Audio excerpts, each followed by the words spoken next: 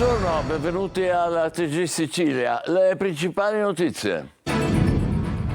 Grande folla, un lungo corteo a Lentini ai funerali di Margaret, la giovane morta a Roma dopo 3 giorni di coma per un intervento di rinoplastica parziale. Tanti giovani stretti attorno ai genitori e alla sorella della ragazza. A Catania peggiorano le condizioni della madre della piccola Gloria, morta giovedì scorso subito dopo il parto al Garibaldinesima. Si attendono intanto i risultati dell'autopsia sul corpicino della bimba. Il nodo rifiuti a Catania, amara sorpresa per chi si reca nei centri di raccolta per scaricare scarti edili. Impossibile consegnarli per la chiusura della piattaforma di Belpasso. In Parlamento una proposta di legge per togliere il cognome ai figli di genitori violenti, un'iniziativa in memoria di Laura, uccisa a 12 anni dal padre a San Giovanni La Punta nel 2014. Rinascimenti a Messina, 10 borse di studio per la laurea triennale assegnate a giovani che hanno vissuto o continuano a vivere in una delle baraccopoli della città. Calcio, il Catania coraggioso del derby guarda la prossima sfida con l'Avellino, che ieri ha pareggiato a Benevento. Il Messina recrimina dopo la sconfitta con l'Altamura.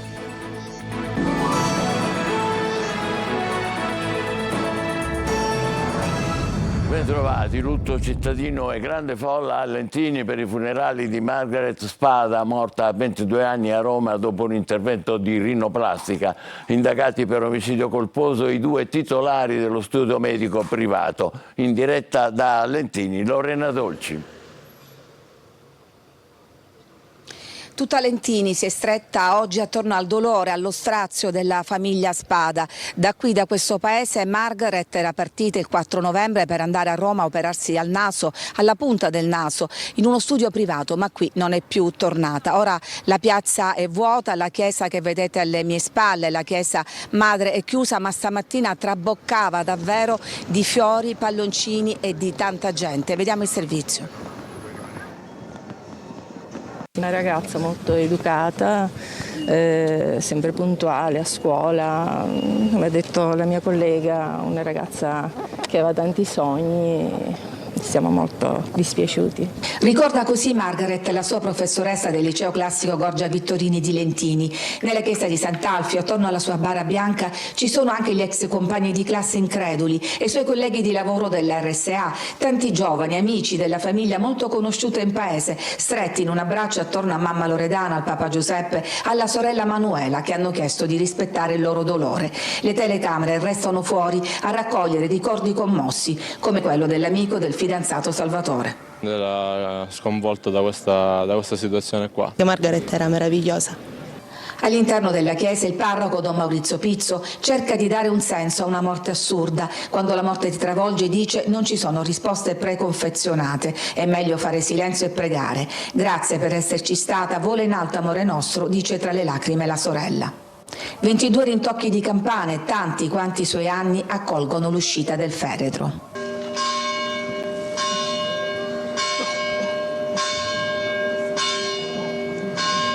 I messaggi d'amore affidati ai palloncini bianchi, come quello di Salvo: sei la piccola stella che porto nei momenti in cui non ho luce.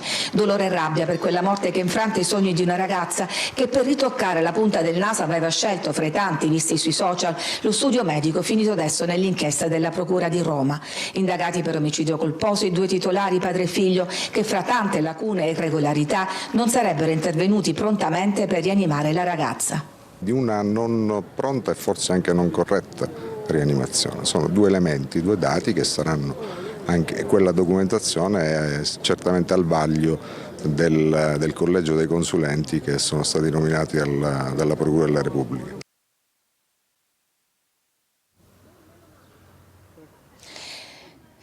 La famiglia che, come avete capito, si è chiusa nel riservo, chiede il silenzio, non risponde alle interviste, però chiede giustizia che può arrivare soltanto dalla Procura di Roma. Intanto questo che non è soltanto un dramma privato, ma è un po' un sentire comune, il fenomeno delle giovanissime che inseguono uno standard di bellezza, rispetto al quale anche il preside della scuola che frequentava Margaret si sente impotente. Sentiamolo in questa intervista. La scuola non poteva non esserci, perché è una ragazza nostra che noi abbiamo conosciuto, abbiamo voluto bene, abbiamo fatto crescere. Questo è. Quindi evidentemente noi viviamo un lutto particolare, perché era una ragazza che conoscevamo, molti insegnanti, mi sono confrontato con molti insegnanti che l'hanno avuta e davvero è un lutto che naturalmente la scuola risente, perché non si può sentire il lutto non sentire il lutto per una ragazza di 22 anni che muore. E qui da Lentini è tutto, a voi la linea. Grazie a Lorena Dolci in diretta in questo collegamento. Come sentivate, sono sempre più forti i dubbi sulla legittimità della rinoplastica in 30 minuti in questo studio romano di Marco Procopio, dove è morta Margaret, appunto. Una giornalista, Maria Rita Misuraca, racconta sui social la sua esperienza. Dopo l'anestesia locale ho cominciato ad avere tremori e tachicardie anch'io. E lì per lì mi sono spaventata. Eva Spampinato. Che succede? Nel momento in cui io mi stendo sul lettino e mi inietta l'anestesia locale, io inizio ad avere dei forti tremori e una tachicardia, che lì per lì mi ero spaventata. Anche Maria Rita Misuraca, 25 anni, giornalista sportiva, era stata operata dal dottor Marco Procopio nello stesso studio di via Cesare Pavese a Roma, dove si era recata Margaret e dove ha trovato la morte. Non fu subito correttamente rianimata, scrivono i medici nella relazione della ASL sul percorso clinico assistenziale della 22enne di Lentini. La manovra, che forse poteva salvargli la vita, non fu eseguita correttamente e tempestivamente, si legge. E sui social spuntano le testimonianze di chi è arrivata in quello studio all'Eur proprio dopo aver visto i video su TikTok. Mi ero operata per lo stesso intervento il maggio del 2023. Anche io ho visto dei video, dei post su TikTok, sui social, quindi mi ero decisa a contattarlo. E così crescono i dubbi sulla legittimità della rinoplastica in 30 minuti dello studio di Marco Procopio, un intervento sponsorizzato sui social anche con l'uso di influencer. Ed eccoci qua, vi spiego perché faccio questa puntina di rinofiller. Quello stesso studio in cui teoricamente si sarebbero dovuti svolgere soltanto controlli e visite, pare ci siano state altre diverse operazioni chirurgiche. Un'altra cliente racconta su YouTube la sua brutta esperienza dopo l'operazione al naso con Procopio. Mi spacchetta e mi fa vedere il naso, mi ricordo, rimango scioccata perché era enorme, era gonfissimo, non era per niente come video che vedevo. Tanto che poi non dico niente, cioè quando lui mi dice guardati, mi aveva dato lo specchio, io non dico niente, ero rimasta scioccata, non sapevo che dire. Adesso i dottori Marco e Marco Antonio Procopio hanno blindato i loro social.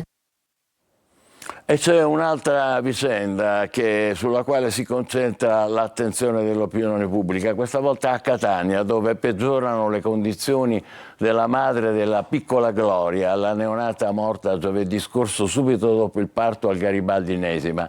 E intanto si attendono i risultati dell'autopsia sul corpicino della piccola. Sono numerosi i punti oscuri che la magistratura vuole chiarire. Desiree Ferlito. Gloria, e questo è il nome che mamma e papà avevano scelto per la loro piccola, la neonata morta poche ore dopo il parto nel reparto di terapia intensiva neonatale dell'ospedale Garibaldinesima di Catania. Intanto si aggravano le condizioni della madre della piccola, che adesso ha la febbre alta e una situazione clinica non chiara. Sono tanti i punti oscuri che la magistratura dovrà chiarire, a partire dalla corsa al pronto soccorso della mamma di Gloria 3 giorni prima del parto con copiose perdite di sangue. La donna, alla 40ª settimana di gravidanza, ci racconta l'avvocato della famiglia, è stata rimandata a casa con il consiglio di fare una doccia calda. Ritorna in ospedale il 13, alle 6 del mattino, un giorno prima del parto. Ha delle contrazioni fortissime. La ginecologa di turno decide di fare una manovra manuale per rompere le membrane. Dopodiché viene lasciata in una barella al pronto soccorso per 8 ore. Un lungo travaglio, dolori fortissimi, 7 centimetri di dilatazione. A quel punto mi aspettavo un cesareo, ha detto il papà della piccola all'avvocata Amata che segue la famiglia. I medici, ostinandosi nella scelta di un parto naturale, estrarranno la piccola con l'aiuto di una ventosa, un attrezzo che ormai si usa con rara frequenza in sala operatoria. La piccola Gloria, apparsa subito cianotica, morirà nella culla termica nel reparto di terapia intensiva neonatale dell'ospedale Garibaldinesima, prima di conoscere il mondo, prima di riabbracciare mamma e papà, intravisti solo per pochi istanti dopo il parto. Nei prossimi giorni sarà nominato un medico legale per eseguire l'autopsia, essenziale per conoscere le cause della morte della piccola Gloria. L'ospedale Garibaldi ha aperto un'indagine interna per fare chiarezza sulla vicenda. Altre vicende, il nodo rifiuti a Catania, amara sorpresa per chi si reca nei centri di raccolta per scaricare scarti edili. Impossibile consegnarli per la chiusura della piattaforma di Belpasso e per il comune di Catania un'altra gatta da pelare. Tonino De Mana. Che è successo? Allora bisogna tornare indietro. Siamo impossibilitati a scaricare perché dice che non si può scaricare, che ci sono le piattaforme piene del materiale. Adesso cosa? Adesso dobbiamo andare a casa e dobbiamo aspettare domani quando si libera qualcosa per poter ricominciare a lavorare. Dietro front, chi arriva al centro di raccolta di via Fratelli Cairoli per conferire materiale inerte è costretto a tornarsene a casa, portandosi indietro tutto il carico. Insomma, un viaggio a vuoto. L'isola ecologica c'è, è bella e funzionale, ma gli scarti edili non possono essere presi dal personale Gema perché la piattaforma di Belpasso, unica autorizzata dal comune di Catania, è chiusa per manutenzione, con tempi imprecisati per la riapertura. Un'altra gatta da pelare per l'assessorato all'ecologia che sta pensando a soluzioni alternative. Uno stop che molti catanesi hanno accolto con stupore, specie dopo i messaggi del sindaco Trantino che invitava la cittadinanza ad utilizzare le isole ecologiche. Il problema riguarda tutte le isole ecologiche gestite dal comune di Catania e sono tante le segnalazioni al numero di WhatsApp 342 74 55 005. È amareggiato Francesco, uno dei tanti a rivolgersi alla nostra redazione. Ho fatto le mail venerdì scorso, non ho avuto alcuna risposta, ho specificato nelle mail che la mia segnalazione è la segnalazione di un cittadino attivo che voleva contribuire a rendere la città più ordinata e più pulita. L'auspicato cambiamento in tema di rifiuti, al di là dei proclami, subisce un'altra battuta d'arresto. Via il cognome dei padri violenti. Arriva in Parlamento una proposta di legge di Forza Italia per aiutare i figli. L'iniziativa parte dalla richiesta avanzata dalla mamma e dai fratelli di Laura Russo, uccisa dal padre 10 anni fa a San Giovanni La Punta. Luca Ciliberti. In memoria di Laura Russo, ammazzata a coltellate nel letto di casa dal padre Roberto il 22 agosto del 2014, l'uomo è stato condannato all'ergastolo definitivo nel 2019. Una proposta di legge che prende spunto dall'efferato femminicidio di San Giovanni La Punta prevede che quando un genitore uccide un figlio o un altro parente, entro il secondo grado della vittima, possano richiedere il cambio di cognome per i figli se coincide con quello dell'assassino. Nel caso in cui la vittima della violenza domestica sia un minore, i familiari superstiti potranno richiedere la modifica del cognome anche post mortem attraverso una procedura d'urgenza con tempi e burocrazia ridotti in modo retroattivo rispetto all'approvazione della norma. La proposta porta la firma della deputata Katia Polidori. L'idea è quella di recidere con il cambio di cognome anche l'ultimo filo che tiene legati ai figli quei padri assassini. Un fardello che può essere avvertito come pesantissimo dagli orfani dei femminicidi e dei parenti delle vittime, come testimoniano diversi casi di cronaca. Grazie alla dottoressa Chiara Nasca, che fa parte della nostra associazione Laura Vive Me.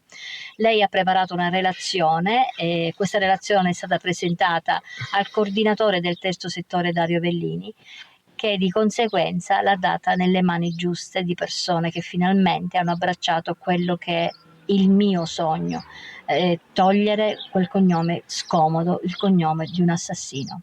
Lauretta aveva appena 12 anni, quella notte infernale nel letto di casa c'era anche la sorella Marica di 14 anni che si salvò per miracolo dalla furia omicida del padre. La mamma Giovanna Zizzo in questi 10 anni si è fatta promotrice di molte iniziative contro la violenza di genere, ma i precedenti sono numerosi da nord a sud. Nel 2020 ha cambiato cognome, prendendo quello della madre, la figlia di Melania Rea e Salvatore Parolisi, condannati per l'omicidio della moglie. A Messina, insieme alla riqualificazione delle baraccopoli, nasce il progetto per il risanamento culturale della periferia. Con 10 borse di studio per gli universitari, la città diventa apripista nazionale di questo tipo di iniziative. Francesco Triolo. Dal risanamento abitativo a quello culturale, il processo è contestuale. Il progetto Rinascimenti, promosso dall'Associazione Nazionale Scuola Italiana, l'Ufficio Commissariale per il Risanamento e il Comune di Messina in partnership col gruppo Multiversity, viaggia in quella direzione. Nascono così 10 borse di studio da 6.600 euro per conseguire una laurea triennale che sono state assegnate da altrettanti giovani che hanno vissuto o continuano a vivere in una delle tante baraccopoli di Messina. È una iniziativa pilota, forse unica nel suo genere, ma che vuole rappresentare un seme per abbattere le barriere socioculturali ed economiche che spesso hanno impedito ad un giovane meritevole ed in condizioni di disagio di proseguire gli studi. Una nuova tappa, un nuovo tassello che alcuni anni fa era impensabile, cioè abbiamo capito che dentro queste aree da risanare fisicamente ci abitano anche delle persone che vanno accompagnate e aiutate. Lo studio che abbiamo commissionato e fatto attraverso i ragazzi dell'Estate addosso ci ha consegnato una povertà educativa incredibile. Si tratta di un'occasione importante, di un'occasione di riscatto, di crescita, di una trasformazione possibile e della costruzione di un futuro diverso da quello che si era immaginato per loro, no? Dall'uscita da una condizione di disagio alla possibilità di costruire piano piano insieme a noi un futuro possibile, un futuro che poi diventa una luce di speranza per tutti coloro i quali vorranno seguire loro come esempio. Dallo studio portato avanti nell'ambito del risanamento è emerso come spesso i ragazzi che abitano in baracca o in contesti particolarmente degradati non arrivino nemmeno al diploma, ma lasciano gli studi non appena è consentito, ovvero a conclusione del biennio delle superiori, perdendosi per strada, vittime proprio della povertà educativa. Ad Agrigento, iniziativa per l'educazione stradale dei più giovani. Si rivolgono agli studenti i genitori di vittime della strada. Davide Sardo. Sì, io l'ho perso il 22 agosto del 2017, rappresentato in questa foto. Questa giornata appunto è il ricordo delle vittime della strada e si ricollega a quella di ieri, che era quella mondiale. Però, come ben sappiamo noi genitori che abbiamo perso un figlio, il ricordo ce l'abbiamo sempre nel cuore. Carmelina Nobile piange il figlio da oltre 7 anni quando Giuseppe Di Stefano, 25 anni, è morto vittima di un incidente stradale lungo la statale 115 tra Agrigento e Porto Empedocle. Da allora la sua e quella di altri genitori sono state una continua e intensa opera di sensibilizzazione verso l'educazione stradale, soprattutto tra i giovani, in memoria dei figli deceduti. Francesca è sempre con noi, con me, con la mia famiglia, con gli amici di Francesca, con l'ex ragazzo di Francesca, tutti. Francesca è sempre con noi, la sentiamo parte di noi, della nostra vita, e io faccio tutto questo in onore di Francesca e per Francesca. In piazza Cavour ad Agrigento, la sezione dell'Associazione Italiana Familiari e Vittime della Strada ha organizzato diverse iniziative sul tema della prevenzione e della sicurezza stradale, a cui hanno partecipato tanti studenti agrigentini. In Sicilia lo scorso anno sono avvenuti 10.830 incidenti stradali che hanno causato la morte di 241 persone. L'indice di mortalità diminuisce nella provincia di Agrigento, rimane stabile nelle province di Palermo, di Messina e di Ragusa e cresce in tutte le altre province. Breve pausa, tra poco come al solito il calcio con la sconfitta del Messina e le speranze del Catania. State con noi, vi aspettiamo.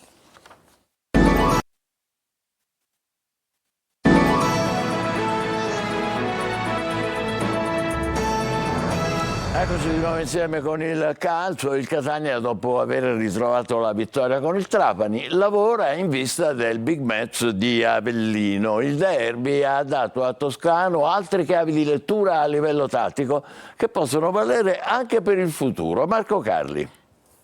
Il pareggio fra Benevento e Avellino, con i padroni di casa che chiudono sul 2-2 quasi al 90° con questa rete di Viviani, accorcia la classifica in vetta, rintuzza il tentativo di fuga della capolista, un punto nelle ultime 2, e certifica, cosa risaputa peraltro, come l'Avellino, che stava quasi per portare a casa la vittoria, rappresenti, nonostante i 2 punti raccolti nelle ultime 3, un'ulteriore verifica ad alto livello per il Catania, che intanto guarda a se stesso e, come chiedeva Toscano, lo fa con fiducia. Il risultato, come sempre, fa tutta la differenza del mondo, nei giudizi ma anche nel modo di affrontare la settimana che segue, e gli etnei dopo il derby col Trapani e in vista del match di sabato al Partenio stanno certamente meglio. La gara rossa-azzurra con i Granata, oltre agli attributi per cui si è complimentato Toscano con i suoi ragazzi, ha mostrato anche altro, tatticamente ad esempio con la posizione di stop da trequartista alle spalle di due punte, oppure un Gega che ha testimoniato di essere valido come alternativa e non solo per la difesa.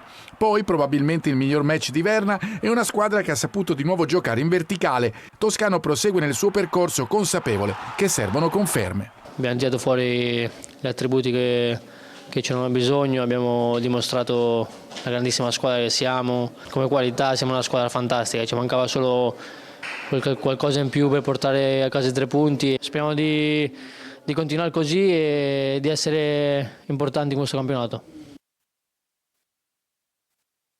Dopo la sconfitta per 2-1 a Bari contro l'Altamura, ma la squadra giallorossa deve recriminare soprattutto per aver regalato il primo tempo ai pugliesi. Francesco Triolo.